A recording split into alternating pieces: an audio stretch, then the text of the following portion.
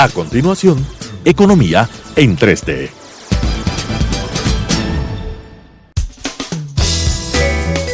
Clasificación A. Apto para todo público.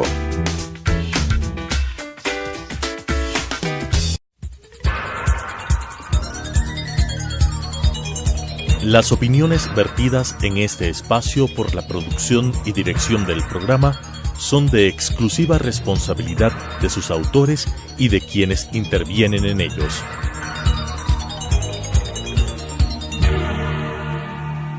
Telesucesos Canal 29 presenta Economía en 3D. 3 dimensiones, 3 generaciones, 3 puntos de vista. Mauricio Pozo, Bernardo Acosta y Rodrigo Espinosa. Economía en 3D. Amigos, amigas, un gusto nuevamente compartir con ustedes en este programa Economía en 3D, en 3 dimensiones, con 3 economistas de 3 generaciones. Rodrigo Espinosa, que lamentablemente en esta ocasión no va a estar con nosotros, Bernardo Acosta y quien les habla, Mauricio Pozo. Y pues en esta oportunidad, buscando un poco los temas que hemos considerado como importantes, como de relevancia y trascendencia, hemos creído que uno que puede ser tratado con bastante extensión es aquel que tiene que ver con el rol del Estado en la economía. ¿Cuál debe ser el rol del Estado en una economía? ¿Cuál debe ser su participación? ¿En qué sectores debería participar? ¿Cuál es la experiencia internacional del rol del Estado? ¿Hasta dónde va el Estado? ¿Desde dónde parte el sector privado? ¿Si hay roles temporales o permanentes? Es decir, creo que hay muchas preguntas que están por detrás de este concepto, de esta forma de analizar el rol del Estado. Y claro, muchas veces también esto entra en los terrenos ideológicos. Muchas veces se dice, por ejemplo, que una participación más activa del Estado es una posición más de corte estructuralista o keynesiana, aduciendo a aquel famoso economista de principios del siglo anterior, que se llamó John Maynard Keynes, un economista inglés, pero también otros exponentes latinoamericanos como Raúl Prebisch en su momento, o en la década de los 60, Fernando Henrique Cardoso, antes de que sea presidente del Brasil, entre muchos otros. Y las posiciones más radicales, diría yo, donde el rol del Estado es casi totalitario, como son las posiciones propiamente marxistas, donde también puede estar calzando parte de la doctrina del rol del Estado como, en ese caso, regulador, actor y prácticamente monopolizador de la actividad económica de un país. Y las posiciones más liberales, donde podemos citar a muchos exponentes más recientes o anteriores, como fue Adam Smith en su momento, o como fue Slutsky en otro momento, o el mismo Milton Friedman en las actuales circunstancias, y algunos un poco más moderados de la actualidad. Poco hago esta referencia para decir que cuando uno habla del rol del Estado, probablemente también tiende a, de alguna manera, clasificar el discurso o la ponencia en alguna de estas corrientes de pensamiento económico. Quisiera empezar señalando algo que a mí me parece importante sobre este tema. Creo que es fundamental el que los países y las economías definan claramente una línea entre hasta dónde ve el Estado y desde dónde parte el sector privado. Creo que esa línea, cuando no está clara, cuando es difusa, cuando no está explícitamente señalada, da mucho espacio para que haya, por ejemplo, roles incompatibles con el uno o el otro sector. Me refiero al sector público representado a través del gobierno y representando al Estado, y el rol del sector privado. Esta línea, cuando no está claramente definida, de alguna manera tendemos a cruzar las funciones, las responsabilidades de uno u otro actor. Por decir un tema que probablemente calza en casi cualquier línea del pensamiento económico, las Fuerzas Armadas de un país tienen que ser parte del sector privado o del sector público. No he encontrado yo al menos posiciones que digan que tienen que ser el sector privado. Las Fuerzas Armadas están llamadas a preservar la soberanía, la seguridad de un país, de un Estado. Obviamente su rol, su actuación cae dentro del Estado. Creería yo que es bastante centrado decir que ese es el rol al que le corresponde el Estado en el sentido de la seguridad, en el sentido de la soberanía de cualquier país. Y asimismo podemos decir, bueno, y la policía es un rol perteneciente al sector privado o público. Probablemente caigamos en el mismo argumento anterior, que es rol del sector público, de un Estado, del gobierno en este caso, la administración, el control, las políticas de la policía como una institución también de preservación de la seguridad ciudadana mayormente. Entonces, creo que hay en ese sentido sectores o actividades que sí son del Estado netamente, pero obviamente podemos caer en otros sectores donde tal vez la línea no está tan clara y donde en algunos países la experiencia es distinta de otros países. Por ejemplo, la obra pública. ¿Hasta dónde la obra pública tiene que ser una responsabilidad del Estado y hasta dónde tiene que ser una responsabilidad o puede ser ejecutada por el sector privado? Hay, por ejemplo, en este caso particular que estoy citando, el tema de la economía norteamericana.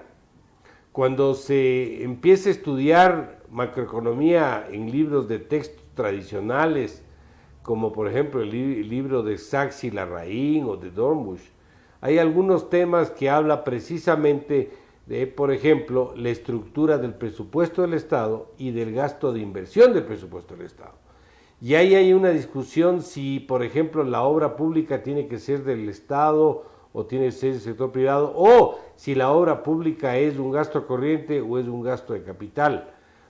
Parecería obvio en nuestro ámbito decir que la obra pública de vialidad es un gasto de inversión, pero también hay tesis que sostienen no, que ese es un gasto corriente porque es un medio para poder expandir la actividad económica, no es un fin por sí solo. Pero bueno, ahí se puede uno perder, pero también está la discusión si esto tiene que ser desarrollado por el sector privado o por el sector público. Y ahí probablemente las tesis más de control estatal, de inclinaciones socialistas tal vez, puedan tender a pensar de que estas son obras que tienen que ser realizadas por el sector público. Porque el sector privado probablemente tienda a ser un poco más buscador de rentabilidad que de beneficio colectivo. Pero ahí obviamente podemos perdernos de la discusión. Yo personalmente tengo una posición sobre el particular que creo que lo podemos desarrollar un poquito más adelante, pero esta introducción simplemente la hago para empezar a conversar sobre este tema y obviamente escuchar la posición de Bernardo, cómo le ve el tema y cuál es su argumentación fundamental sobre el tema. Así que, adelante, Bernardo. Gracias, Mauricio. A mí me parece un tema muy interesante porque es conceptual y va más allá de la coyuntura. Creo yo que el Estado debe enfocarse en tres actividades primordiales. La primera, el Estado debe ayudar a mitigar las fallas del mercado, y ya voy a entrar a explicar qué quiero decir cuando me refiero a fallas de mercado. La segunda, el Estado o el rol del Estado debe ser crear un marco institucional. Ya voy a describir puntualmente a qué me refiero con esto. Y la tercera, yo sí creo que el Estado debe cumplir cierto rol. Vamos a hablar de puntualmente cómo y hasta qué grado, para redistribuir el ingreso en la sociedad. Hay que hacerlo adecuadamente, porque si no la medicina resulta peor que la enfermedad. Entonces, yo creo que estas son las tres actividades en las que se debería enfocar el Estado. ¿Y qué quiero decir con esto? Voy por la primera. Ayudar a mitigar o reducir las fallas de mercado. Hay algunas fallas de mercado que se estudian, sobre todo en microeconomía. Una de ellas, y que se se la califica como falla, pero no necesariamente es una falla, son las externalidades. Voy a describirlas con un ejemplo. La educación, por ejemplo, genera una externalidad positiva. ¿Qué quiere decir? Que la persona que recibe educación se beneficia, pero el beneficio de la educación es mayor que el que percibe solo esa persona, porque una persona bien educada es un actor favorable para toda la sociedad. Seguramente esa persona va a poder desarrollar algo que va a resultar conveniente para el resto de actores de la sociedad. Seguramente una persona bien educada va a poder votar con B pequeña mejor que alguien que no sea bien educado. Seguramente va a tener un compromiso cívico mayor y van a haber una serie de factores que van a significar un beneficio para toda la sociedad que va más allá del beneficio privado de la educación, y por eso es que se le conoce como una externalidad. Hay un beneficio externo a esa transacción de educación. En este caso es una externalidad positiva porque la sociedad se beneficia de esto.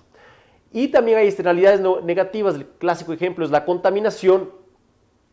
Una empresa, digamos, industrial que contamina, por usar un ejemplo burdo, no asume todos los costos de la contaminación porque parte de esos costos son compartidos con la comunidad. Supongamos que las aguas de un río se ven levemente contaminadas. Ahí la sociedad está asumiendo parte del costo que no lo asume completamente la empresa. Es decir, el costo social es mayor que el costo privado.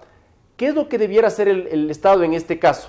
El Estado debería de pronto determinar ciertos incentivos o métodos para incentivar las actividades que generan externalidades positivas y reducir las actividades que generan externalidades negativas a través de impuestos o cupos o distintos medios que disuadan esa actividad. Entonces, ese sería un rol del Estado, creo yo.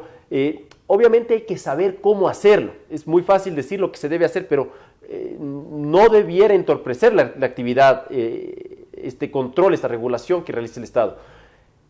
Naturalmente, dentro de esto también está el rol que debe cumplir el Estado para proveer lo que tal vez técnicamente como en economía se conoce como bienes públicos, que no es lo que jurídicamente se conoce como bienes públicos. La defensa nacional, que ya mencionó Mauricio, está dentro de esa categoría. O sea, el Estado tiene que estar a cargo de proveer la defensa nacional, pero de pronto algunos bienes podría ser motivo de discusión, como por ejemplo parques y ese tipo de cosas. Sería poco probable, si bien hay casos excepcionales en los que la empresa privada proveería esto de manera gratuita para el público. Entonces también creo que debe cumplir un rol el sector público, de pronto en proveer vías, pero no significa en construir vías, ¿no?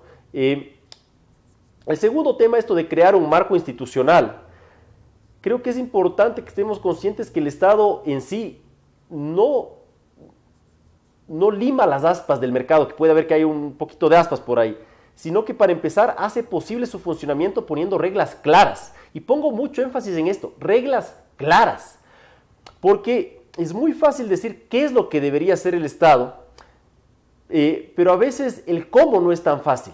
Y lo que ha sucedido, saliéndome un poquito de la parte conceptual y entrando un poco ya a un comentario de coyuntura, lo que ha sucedido a lo largo de este gobierno, que a mi juicio ha sido un error y un tema que ha disuadido que exista mayor inversión en el país, es que las reglas se han cambiado de manera constante e impredecible, de manera impredecible. Y esto, por supuesto, ha espantado al inversionista y se han visto comprometidas plazas de empleo y no ha habido el mejoramiento de las condiciones de vida que pudo haber habido si es que hubiera habido reglas claras. Es muy importante eso. ¿De qué reglas estamos hablando? Yo creo que derechos de la propiedad es innegable. O sea, sin derechos de la propiedad no tenemos incentivos para producir ni para comprar. Y si es que nadie compra, tampoco se estimula la producción. Así que son fundamentales que existan claros derechos a la propiedad.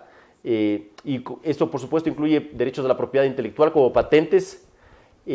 Además, los derechos a la propiedad permiten mayor generación de riqueza. Por ejemplo, y hay estudios que ratifican lo que voy a decir, y no son necesarios los estudios, simplemente comprender la lógica. Si es que uno tiene el derecho de la propiedad sobre un terreno, ese terreno, aunque no fuera productivo, puede servir a uno para, a través, por ejemplo, de una hipoteca, levantar recursos que le permiten a uno destinarlos a alguna actividad. Pero si es que no tiene la propiedad sobre ese terreno, no puede hipotecarlo y como consecuencia de ello el capital se vuelve vago, inútil y no puede ser al menos productivo a través de medios financieros. Así que los derechos de la propiedad son fundamentales y tienen que ser explícitos y muy respetados en una economía de mercado. Creo que tienen que haber leyes de antimonopolio, o mejor dicho, que fomenten una competencia adecuada, porque los monopolios en sí no son negativos, hay monopolios naturales que deben existir. Y yo creo que además de estos derechos y estas leyes, es fundamental que el rol del Estado sea hacerlos respetar de igual manera para todos, incluidos los actores públicos, por supuesto.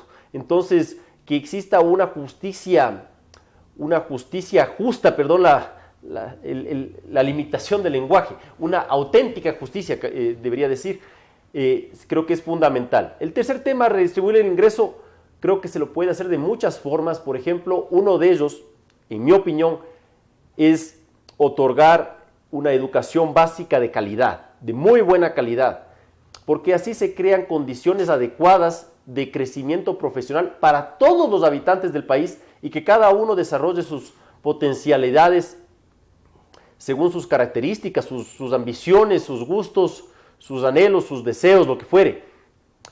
Y no necesariamente, como ha ocurrido, nuevamente haciendo un comentario de coyuntura durante este gobierno, apuntándole o apostándole a la educación superior, a estos Silicon Valley en América Latina, si es que fuera, o estas ambiciones un poco desmedidas a mi juicio, o absolutamente desmedidas en realidad, porque eso en realidad no genera mayor redistribución del ingreso, eso llega a muy poca gente. Esa es mi opinión. Repito, el Estado debiera, creo yo, ayudar a mitigar o fomentar, si es que fuera el caso, mitigar las externalidades negativas o fomentar las positivas, crear un marco institucional que genere reglas claras, estables, claras, permanentes en el tiempo, en los que se creen derechos de propiedad, haya ciertas leyes de funcionamiento del mercado y haya justicia. Y luego, como tercer punto, redistribuir el ingreso, pero de la forma más adecuada. Esto creo que es importante más que el qué, el cómo. Entonces eso más bien como un marco general, Mauricio, para empezar la discusión. No, muchas gracias, Bernardo. Creo que ha sido una explicación bastante académica, diría yo, y bien estructurada del tema del rol del Estado. Quisiera, antes de pasar a la primera pausa, simplemente mencionar algo. Los mercados son formas de organización de factores de la producción, de personas, de actores, pero no son perfectos tampoco. Los mercados a veces generan resultados no deseados, a pesar de que ese es el resultado del mercado, y es ahí donde tiene que participar el Estado para tratar precisamente de corregir esas imperfecciones cuando hay abusos, cuando hay procesos de colusión que afectan a las grandes mayorías, es donde el Estado tiene que actuar. Pero esa línea hay que trazar, y esa es la línea que muchas veces no la vemos trazada. Para continuar en este tema del rol del Estado, seguimos después de esta pequeña pausa. Enseguida volvemos. Economía en 3D.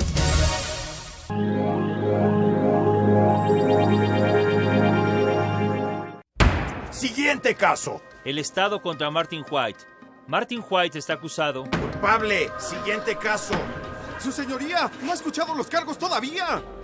Culpable. Siguiente caso. Culpable. Culpable. Culpable. Cadena perpetua. Culpable. Siguiente caso.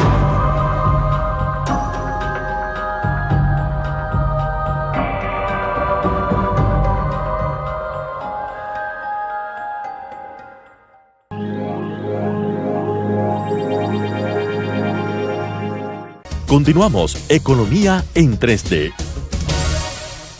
Nuevamente con ustedes, queridos amigos, amigas, en este programa Economía en 3D, con Rodrigo Espinosa, quien lamentablemente en esta ocasión no nos acompaña, Bernardo Acosta y quienes habla Mauricio Pozo.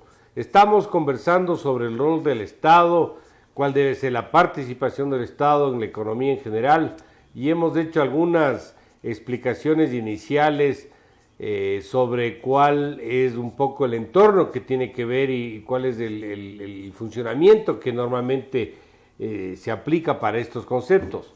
En el desarrollo de este tema, que creo que es un asunto de fondo, y el rol, hasta dónde debe participar el sector privado y cuál es el del sector público, creo que hay un tema que vale la pena recalcar. Hago referencia al asunto de los incentivos. ¿Cuál tiene que ser el incentivo o cuál es el incentivo en uno u otro sector? Si un empresario, cualquiera que éste sea, utiliza los recursos de su actividad, de su negocio particular, para gastarlos en objetivos poco adecuados, poco prudentes, poco necesarios, pues eso va a redundar en perjuicio de su actividad privada, de su actividad empresarial, pero no necesariamente se socializan esos errores. Es decir, es un error de administración, de manejo, de decisión, o como queramos llamarle, pero eso no se socializa, no pasa a ser un problema social o un problema nacional. Cuando un error es asumido o es cometido más bien por un funcionario público en representación de un Estado a través de un gobierno, ese error o esa equivocación sí se socializa, sí pasa a ser un problema público, un problema mayor. Hago esta distinción para decir que hay incentivos muchas veces que no actúan de la forma adecuada o no actúan de la forma que uno esperaría que se presente. Porque cuando hay administración privada y se cometen los errores, como digo, se circunscriben en ese ámbito.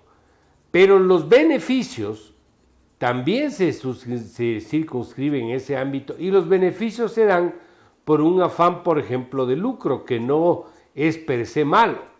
El fin de la actividad empresarial es tener una cierta rentabilidad, y eso por sí mismo no es malo.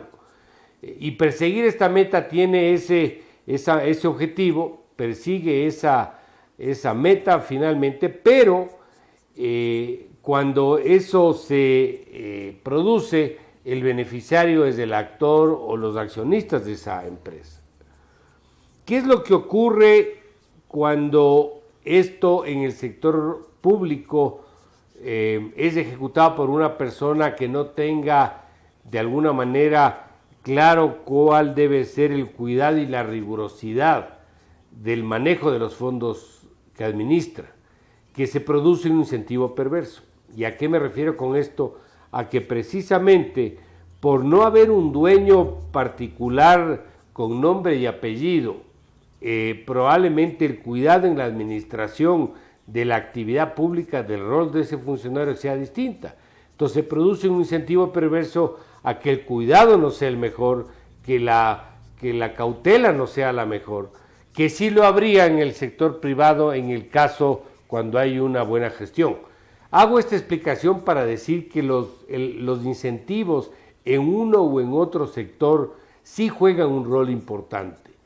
Y por esa razón es que también es importante el que el rol del Estado esté absolutamente definido. Si el rol del Estado no está claro y el incentivo es perverso de alguna manera porque administran recursos públicos, puede ser que el resultado de la administración de un proyecto público no sea el mejor. Estoy pensando en voz alta.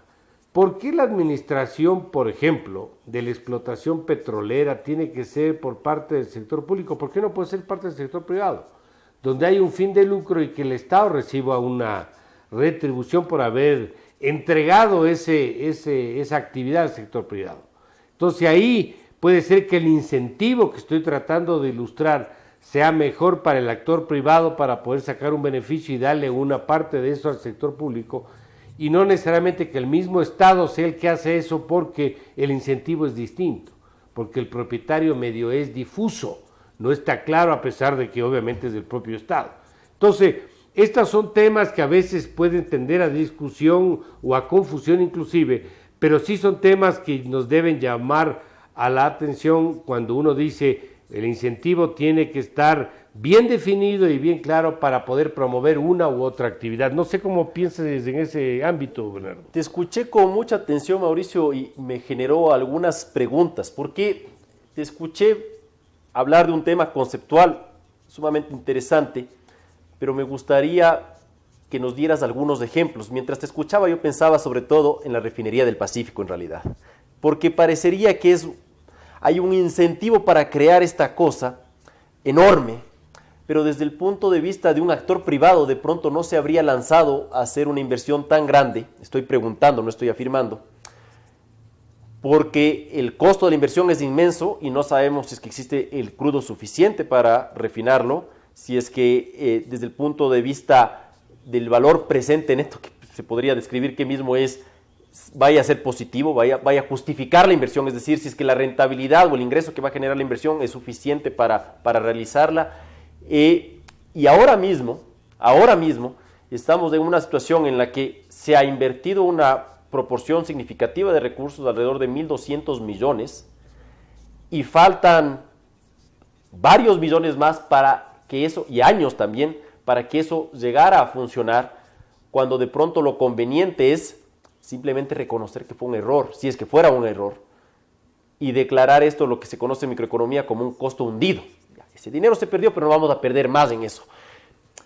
Y hay una serie de elefantes blancos que se han creado durante este gobierno, desde aeropuertos, desde Ciudad Alfaro, que no sé qué pase ahí, desde, me parece que son 7 hidroeléctricas enormes, que si es que todas empezaran a operar va a haber una sobrecapacidad instalada de electricidad. Entonces, mientras escuchaba, estaba tratando de pensar o estaba pensando en ejemplos. No sé si tú tienes algunos ejemplos en mente. Yo creo que, Bernardo, es absolutamente lógico el darme ejemplos para entender mejor de lo que estamos conversando. Y claro, uno dice, bueno, es rol del Estado crear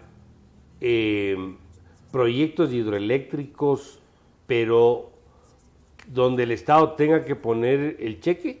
Yo te respondo. Me parecería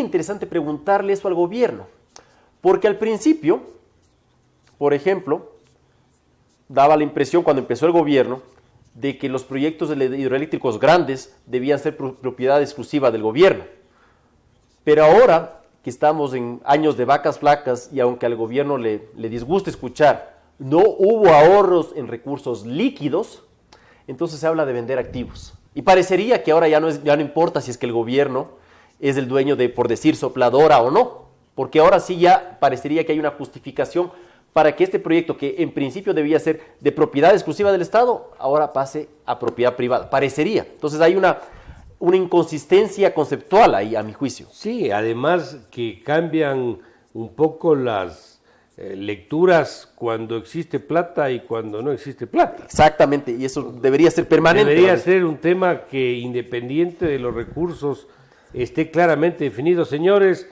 el propietario de los proyectos hidroeléctricos, porque el agua es de todos los ecuatorianos, estoy poniendo solo un ejemplo, es del Estado. Pero el Estado no tiene por qué poner la plata para hacer el proyecto. Entonces el Estado en ese caso le entrega, le delega, le cede al sector privado que desarrolle ese proyecto, que ponga el cheque, y el Estado recibe una regalía, un beneficio X, por haber delegado ese proyecto a un actor privado, cualquiera que ese sea. Yo creo que esos temas son los que no están claros finalmente en la práctica, porque ahora, como estamos diciendo, primero fue el Estado, ahora como falta la plata, ahora sí vendamos el proyecto. Entonces, no es un tema que esté claramente definido. Yo digo, por ejemplo, ¿es importante para el Estado el haber desarrollado el proyecto de Yachay? ¿O habría sido más importante concentrar esfuerzos en educación primaria? Yo obviamente me voy por esta segunda opción. Yo también, probablemente eso es más prioritario para un país como el nuestro, o desarrollar proyectos espaciales. O sea, ¿está el Ecuador en esa línea o será mejor que los que llevan el liderato en estos temas lo manejen y nosotros un poco utilicemos el concepto ricardiano de las ventajas comparativas, o sea, concentremos donde tenemos realmente una ventaja competitiva. Con esto que tú mencionas de los proyectos espaciales, quiero hacer una referencia a qué cosas, creo yo, no se debería dedicar el Estado. Así como hace un rato mencionamos las cosas en las que debería enfocarse el Estado, mitigar los efectos de las externalidades negativas, fomentar las positivas, crear un marco institucional, redistribuir el ingreso, aunque eso hay que hablarlo, ¿cómo? Yo quisiera mencionar unas 3 cosas a las que el Estado no se debería enfocar y que seguramente van a ser un poco polémicas, porque estamos acostumbrados a escuchar a los políticos que ellos quieren ofrecer esto, o que ellos van a hacer esto, o que ellos están haciendo esto. La primera es que, a mi juicio, el Estado no debe asignar los recursos y definir los sectores estratégicos a discreción. ¿Por qué? Porque ocurre lo que ha pasado en el Ecuador, o que pasó, el ejemplo tradicional es lo que ocurrió en la Unión Soviética. Define el Estado como sector estratégico a la exploración espacial. Y de hecho, los rusos, o los soviéticos, digamos, destinaron muchísimos recursos a la exploración espacial. Pero, ¿qué significa eso en la práctica? Que hubo muchos recursos que no fueron asignados a otras actividades, que hubo muchas actividades que se vieron perjudicadas por la cantidad de recursos que se destinaron a una decisión del Estado. Entonces, como consecuencia de ello, hay una discrecionalidad. Entonces aquí al gobierno se le ocurrió que los recursos se tienen que destinar de manera primordial a las hidroeléctricas, por decir como ejemplo, y podríamos ponernos a pensar ahora mismo cuáles son los sectores o las actividades que se han visto comprometidas por esa discrecionalidad.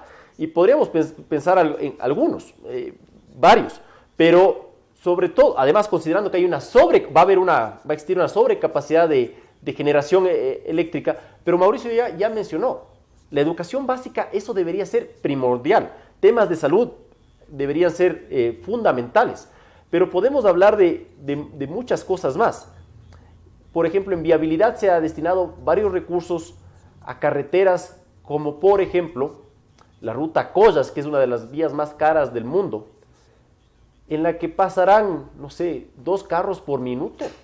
El uso de esa vía es muy bajo, mientras que esos recursos pudieron haber destinado a actividades que son mucho más beneficiosas para la sociedad. Entonces, uno es que yo creo que el Estado no tiene que definir estos sectores estratégicos a discreción, porque al definir esos sectores estratégicos está implícitamente perjudicando a otros sectores. Yo creo, y también esto puede ser que sea polémico además por el mundo en el que vivimos, que el Estado no debería fijar precios. Fija precios máximos y se genera desabastecimiento. El caso emblemático de esto es lo que ocurre en Venezuela, colas que empiezan a partir de las 4 de la mañana, gente que no consigue productos elementales, y todo esto por un control de precios muy fuerte, empezando por los controles cambiarios, que es un control de precios finalmente que existe en Venezuela y que nosotros no los tenemos porque utilizamos la divisa internacional. Y en tercer lugar, yo creo que mientras la economía esté menos expuesta a la política es mejor. Hay muchísimos incentivos políticos que pueden llevar a que se tomen ciertas decisiones económicas que no son beneficiosas para la población necesariamente, pero que pueden generar réditos políticos o electorales, y entonces se empiezan a tomar decisiones en función de los intereses del partido o del movimiento en el poder, en lugar de decisiones que beneficien a los aportantes de los recursos públicos, que somos los contribuyentes. Entonces, esto simplemente para decir cuáles creo yo que no deberían ser, que no es que el Estado no hace esas cosas, pero creo yo que no las debería hacer porque lo que ocurre es que entorpece a la actividad económica y genera ciertos incentivos perversos que ya mencionaba Mauricio. Creo que hay otro ejemplo, Bernardo. ¿Por qué el Estado tiene que estar, por ejemplo, en aviación? O sea, aquí el Ecuador tiene una historia un poquito triste en temas de aviación. Tuvimos Ecuatoriana de Aviación, terminó desapareciendo. Y ahora tenemos TAME, que está en situación muy complicada. Y hay unas rutas que tenía TAME que entiendo que la ocupación del avión era del 35%. Claro, entonces yo pregunto, ¿un actor privado, un administrador privado, habría hecho nexos con Venezuela para volar a Venezuela sabiendo que la situación económica probablemente no le iba a significar el pago de los boletos? Porque parece que ese es uno de los problemas también que tiene la compañía. Tal vez no, hubiera suspendido la ruta porque simplemente su principio de manejo de los recursos no le daba ese espacio, y hubiera hecho rutas con destinos que tengan probablemente volumen y tenga seguridad de que le van a pagar los boletos. Estoy dando un ejemplo. Claro, es un ejemplo de que el Estado no debería estar a cargo de asignar grandes recursos. ¿Por qué va a estar? Y ahí, lamentablemente, ya vemos lo que está ocurriendo. Y se generan algunas distorsiones ahí, porque como TAME tiene varias rutas decididas en función de motivaciones políticas. Por ejemplo, tenía una ruta, me parece, Quito-Tena, porque había gran aeropuerto en Tena, entonces TAME tenía que volar a Tena. Y volaba con muy pocos pasajeros. Entonces, como TAME tenía un gran déficit, tampoco le pagaba por la gasolina de Petroecuador. Entonces, Petroecuador o Petrocomercial o Petroamazonas, no sé exactamente, pero la compañía estatal de petróleos termina subsidiando el combustible a TAME porque TAME no tiene recursos para pagarle. Entonces, se generan varias distorsiones dentro de las empresas públicas porque la una le compensa lo que no tiene la otra y así se genera una cadena de ayudas, llamémosle así. Pero finalmente se generan unos problemas que no ocurrirían en la empresa privada. Claro, ese es un poco, por decirlo de alguna manera, la participación inadecuada del Estado en actividades que pueden ser desarrollados con bastante mayor eficiencia por parte del sector privado.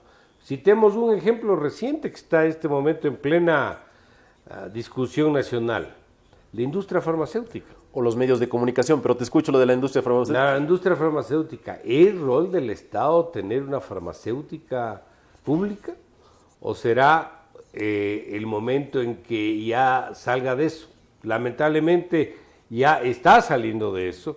Pero ¿y qué pasó con no tengo los números exactos, pero los $300 millones o más que costó la creación de la industria farmacéutica pública? Son recursos que se perdieron. ¿Y por qué? Porque el rol del Estado probablemente en la industria farmacéutica no debió existir. Para eso está el sector privado. Otra cosa es que el Estado regule, establezca las políticas, establezca las normas, pero de ahí a ser actor y aparte regulador, que por cierto hay una dualidad poco sana, no va a dar y no ha dado en este caso y en este ejemplo los resultados que se esperaban. Vamos a seguir discutiendo este tema del rol del Estado luego de esta segunda pausa. Gracias. Enseguida volvemos. Economía en 3D.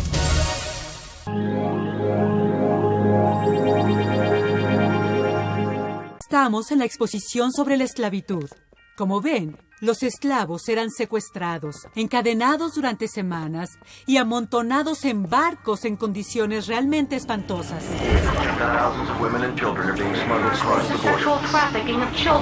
Como lo pueden ver, eran tratados como animales y trabajaban todo el día sin recibir paga.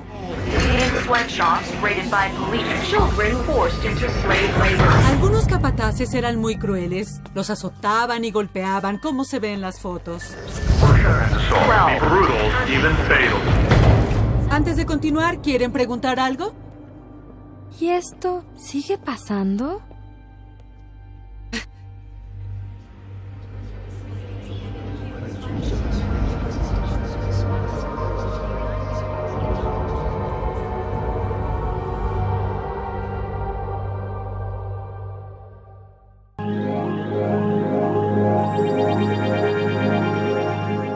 Continuamos. Economía en 3D.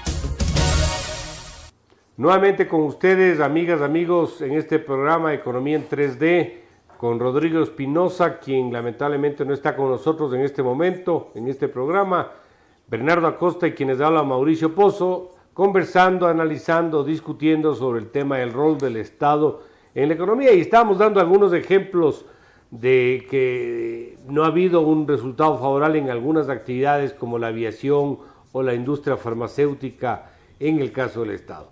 Creo que tú topaste un tema que puede ser bastante controversial, por cierto, que es el tema de los medios de comunicación. Sí, yo francamente no encuentro una razón para que el Estado sea propietario de medios de comunicación. La única razón que se me ocurre es la razón política, que es la que hemos vivido en el Ecuador, que los actores políticos quieren tener influencia sobre ese medio para que no mencione algunas cosas que pudieran ser comprometedoras, pero desde el punto de vista económico no encuentro una razón para que el Estado tenga una participación, tenga una empresa de medios de comunicación. Pero ese es simplemente un ejemplo. Ya mencionaste las empresas de aviación, o digamos las aerolíneas. Hemos hablado del tema de construcción. Puede ser que el Estado esté a cargo de destinar las obras, asignar las obras, pero no tiene que ser el constructor necesariamente. Podemos pensar en muchísimas cosas. El otro día, a mí me gustaría que hiciera un ejercicio, que se pongan a pensar en cuántas empresas públicas hay y por qué. Por ejemplo, la banca pública, que de paso tiene una alta morosidad, me parece que está en torno al 10%, que no es comparable con la morosidad que existe en la empresa, en la banca privada. Pero un caso importante que decía, piensen en cuántas empresas públicas hay. El otro día caminaba por la ciudad y me encontré con la empresa coordinadora de empresas públicas. ¿Cuál es el rol de esa empresa? ¿Por qué tiene que existir esa empresa? De pronto sí tiene que existir, pero yo no estoy al tanto del tema. Cuando el rol del Estado debiera ser sobre todo regular, y aquí yo quiero hacer énfasis en una cosa, que a veces, como todos sabemos, el que mucho abarca, poco aprieta.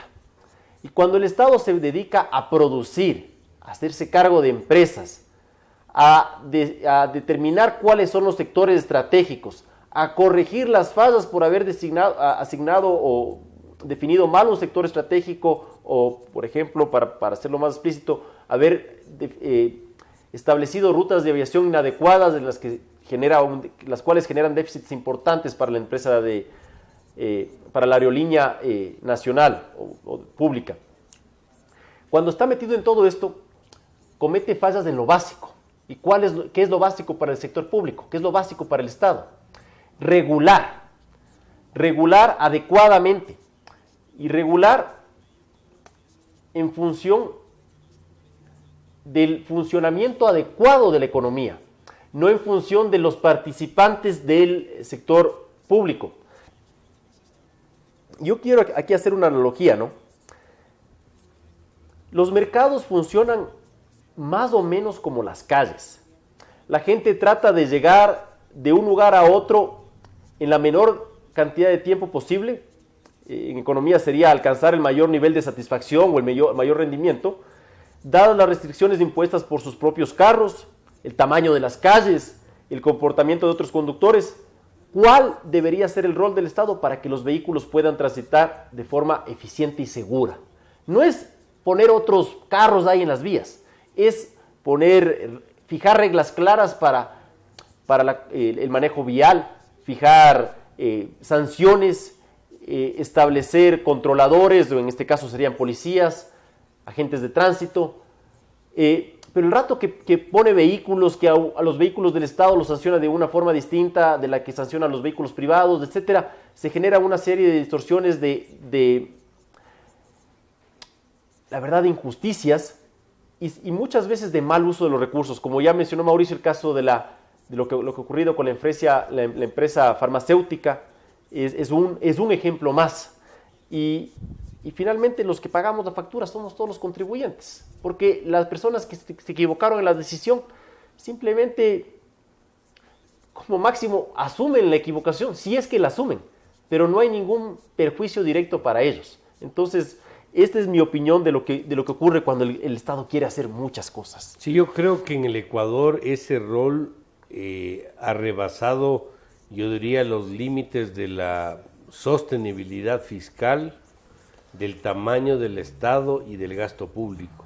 Porque cuando el rol del Estado es excesivo, lo que se produce es que hay una proliferación de empresas, una proliferación de instituciones, salen las superintendencias que deben y no deben existir, las instituciones coordinadoras, las secretarías generales, y claro, eso en palabras sencillas es más recursos, y de algún lado tiene que salir esa plata para poder financiar la operación de estas instituciones, y esto hace que las finanzas públicas no sean sostenibles en el tiempo. Entonces, el rol del Estado también es un elemento que permite de alguna manera regular el tamaño adecuado del gasto público. Y aquí se nos ha ido lamentablemente en el Ecuador la mano, pero de largo en este tema. El Estado, como hemos anotado, está presente en casi todas las actividades productivas y en algunos roles que no le corresponden. Yo, por ejemplo, me ponía a pensar el otro día sobre el tema de las telecomunicaciones. Telefonía celular. ¿Cuál es el rol del Estado de tener una compañía de telefonía celular?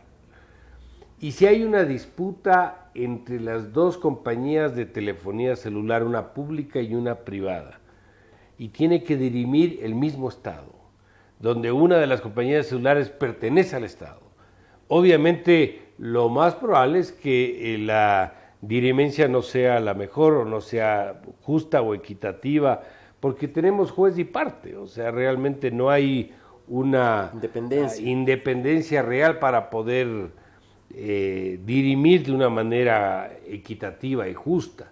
Ese, por ejemplo, a mi criterio es un exceso de participación del Estado en la actividad económica, y así podemos obviamente citar bastantes ejemplos que no son los mejores y que muchas veces se tienden a tener, yo diría, situaciones distintas respecto a la ley.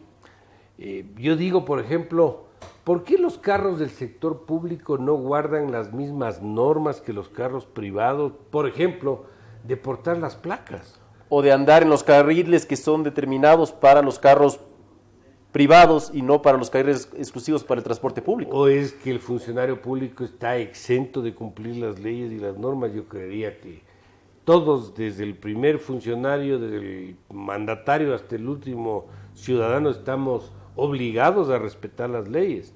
¿Por qué tienen que bloquear las vías para que pase un funcionario público? ¿Por qué hay una afectación en la actividad privada para beneficiar eventualmente un rol de la actividad pública? Es decir, hay muchos excesos, muchos comportamientos absolutamente inadecuados.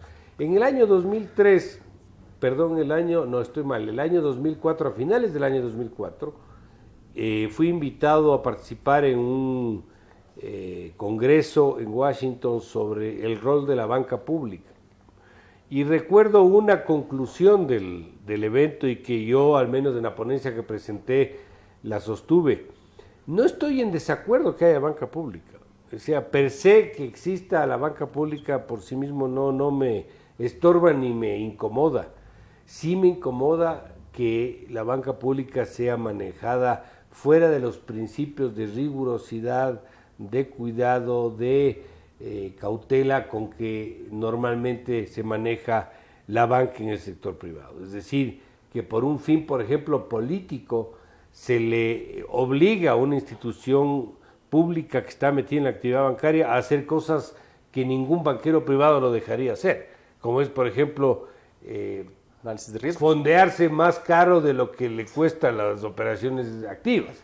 O sea, es decir, que le cueste más la plata que recibe de lo que va a cobrar por los préstamos que otorga. Es decir, cosas de esa naturaleza que caen en la irracionalidad y que ningún banquero privado lo va a hacer, pero sí de alguna manera le obligan a la banca pública para buscar satisfacer un objetivo normalmente electoral o político. Entonces estoy en contra de ese uso de la banca pública. Ahora, si la banca pública hace bien las cosas y compite de igual a igual con el sector privado, pero eventualmente atiende sectores que por imperfecciones de mercado no son atendidos por el sector privado, yo diría es bienvenido, pero no en el ejemplo que estoy de alguna manera ilustrando. Lo mismo se podría decir sobre los medios públicos, que realicen programas, por ejemplo, que de pronto no los realizarían las empresas privadas de comunicación por un tema de costos o lo que fuere, que ocurre de hecho en el Reino Unido con la BBC, que es una empresa pública, pero administrada bajo principios empresariales, no guiada bajo motivaciones políticas,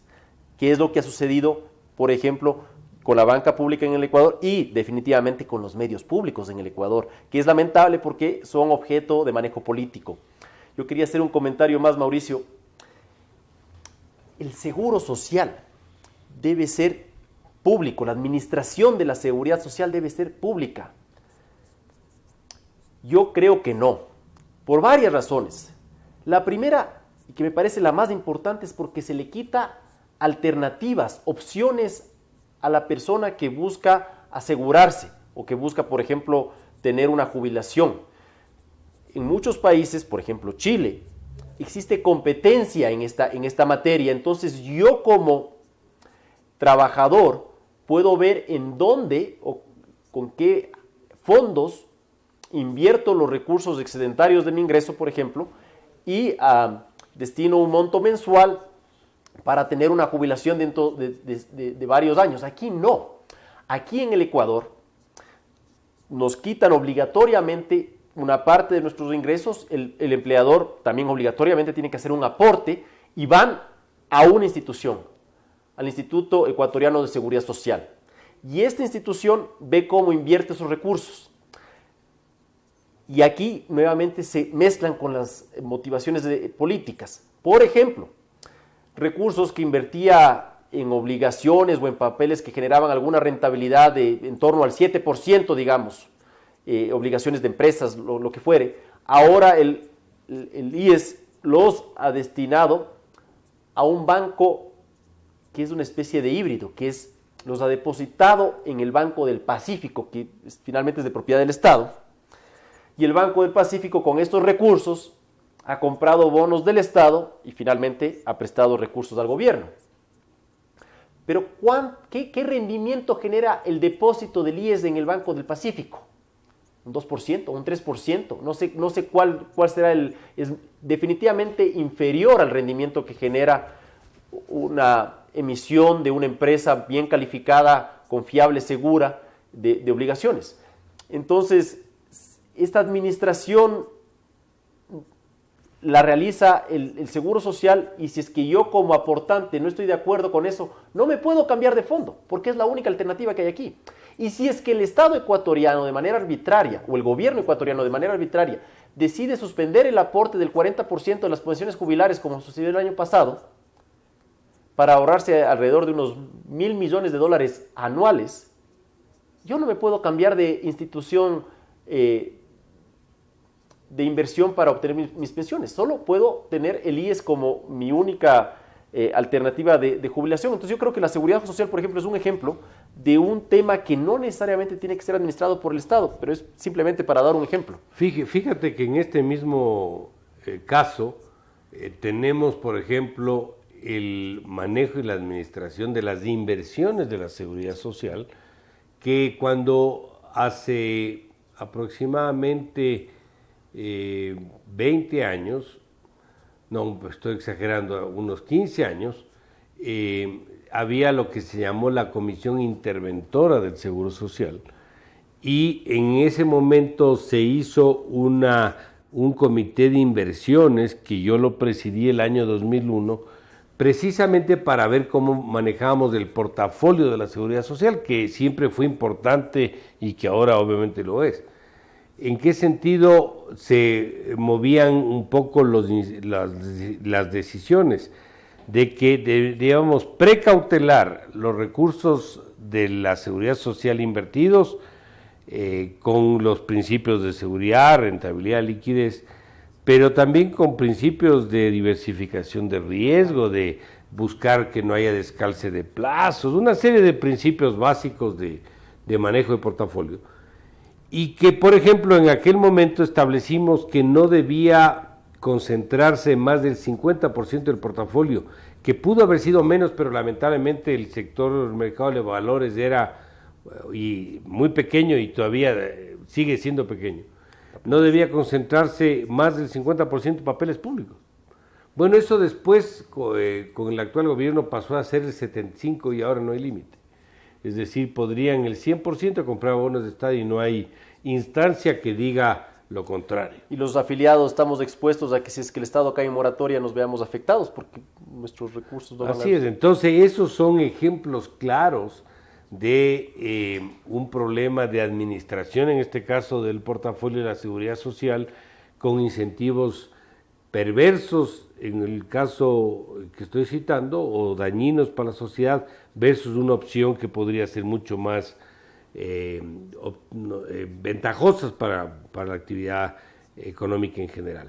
Hay unos ejemplos adicionales que se pueden citar también y que obviamente ilustran un poco de ese rol perjudicial del Estado en ciertas actividades productivas, y muchas tienen que ver, por ejemplo, con los actores privados y públicos en la misma actividad económica. Yo había dado ejemplos de las telecomunicaciones, pero no es el único. El otro ejemplo es telecomunicaciones, que tampoco es el único. Que por cierto, entre paréntesis, no deberían ser, podrían ser, hasta podríamos decir ya, medios públicos, pero no medios del gobierno.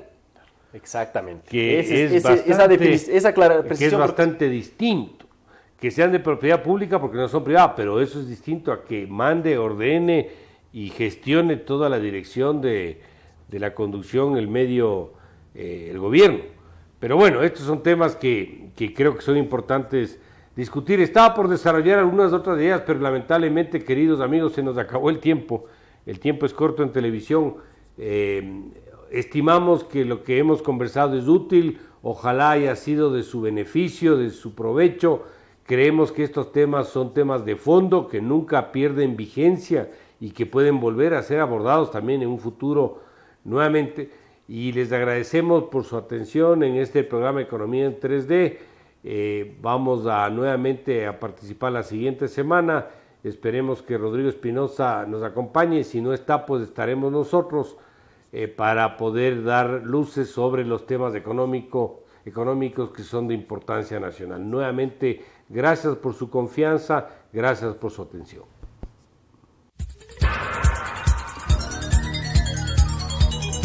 Las opiniones vertidas en este espacio por la producción y dirección del programa son de exclusiva responsabilidad de sus autores y de quienes intervienen en ellos.